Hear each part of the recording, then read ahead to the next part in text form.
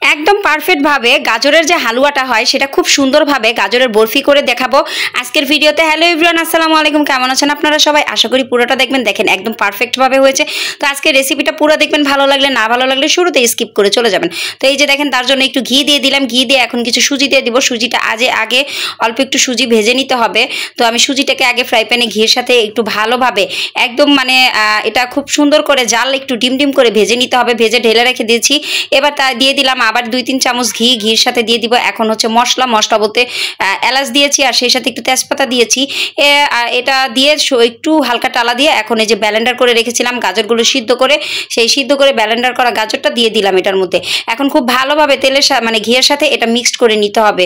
একটু হালকা লাড়াচাড়া দিয়ে এটা ভালোভাবে যখন ভাজা হবে তখন কিন্তু এটার যে একটা গাজরের যে একটা ফ্লেভার আছে, সেই ফ্লেভারটা একটা গাজরের এক্সট্রা একটা যে ফ্লেভার থাকে ওটা চলে যাবে। তার মধ্যে এখন ওই যে ভেজে রাখা সুজিগুলো দিয়ে দিব। আর সুজিটা দেওয়ার কিন্তু একটা কারণ আছে। সুজিটা দেওয়া হয় এই কারণে, আপনার গাজরটা হচ্ছে একটু আঠা ভাবের জন্য, কারণ গাজর কিন্তু একদম লিকুইডের মতো থাকে। তো সুজিটা দিলে কিন্তু একটু ঘন হয়, এবং এটা যখন বরফি করবেন তখন এটা কাটলেও বরফিটা খুব সুন্দরভাবে উঠবে বা একটু শক্ত হবে। তো এটা ঢেকে দিছি। সুজিটা একটু যেহেতু ভাজা হয়েছে, যদি একটু ঢেকে দেন তাহলে কিন্তু সুজিটা সুন্দরভাবে গাজরের সাথে মিশে যাবে। চাইলে আপনি একটু পানিও দিতে পারেন, না হলে কিন্তু সুজিটা চেয়ে থাকবে। তো একটু সুজিটা অনেক সময় হয় না যে ভালোভাবে সিদ্ধ হয় না। তারপরে একটু চিনি দিয়ে দিলাম। চিনি এটার সাথে ভালোভাবে নাড়াচাড়া দিয়ে মিক্সড করে নিতে হবে অল্প দিয়ে। তো আমি 2-3 বারে দিয়ে ভালোভাবে মিক্সড করে নিয়েছি। আর গাজরে খুব বেশি একটা চিনি দেওয়া লাগে না, কারণ গাজর কিন্তু এমনিতে একটু মিষ্টি থাকে। তারপর এটা খুব ভালোভাবে মিশিয়ে নাড়াচাড়া দিতে হবে খুব সুন্দর করে। তো দেখেন এই যে ফ্রাই প্যান বারবার উল্টাবে। তারপর আমি একটু লবণও দিয়ে দিলাম, হালকা একটু লবণ। দেখেন আমাদের হচ্ছে সবসময় আমরা মিষ্টির সাথে, যে কোনো মিষ্টি রেসিপির সাথে একটু সামান্য একটু লবণ দিই। আপনারা কারা দেন অবশ্যই কমেন্ট বক্সে কিন্তু জানাবেন। এখন দিয়ে দিলাম গুঁড়া দুধ।